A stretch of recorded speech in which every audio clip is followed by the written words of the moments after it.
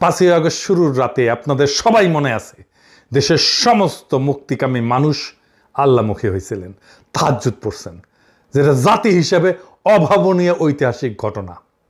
এমনকি যারা তেমন ধর্মকর্ম করতেন না তারাও আল্লাহর সাহায্য কামনা করছেন।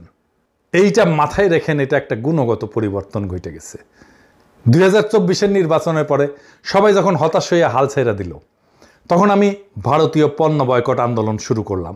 দাবানলের মতো ছড়ায় গেল সেই আন্দোলন সারা দুনিয়ায়। মানুষ একটা কিছু হাতে পাইল আঁকড়ায় ধরার মতো হতাশার মধ্যে। আপনারা দেখছেন কারা কারা সেই সময় আমার বিরোধিতা করছে। আপনারা এখনো দেখেন কারা কারা আমার শত্রুতা করে। আমি এদের হেদায়েতের জন্য প্রার্থনা করি। তারা জানে আমাকে থামাইতে না পারলে সমূহ বিপদ। আমাকে বিরক্ত করার চেষ্টা করে, মানসিকভাবে বিপর্যস্ত করার চেষ্টা করে, আমার টাইম নষ্ট করার চেষ্টা করে। তারা জানে পিনাকি আওয়ামী ন্যারেটিভ ভাঙছে সাকসেসফুলি।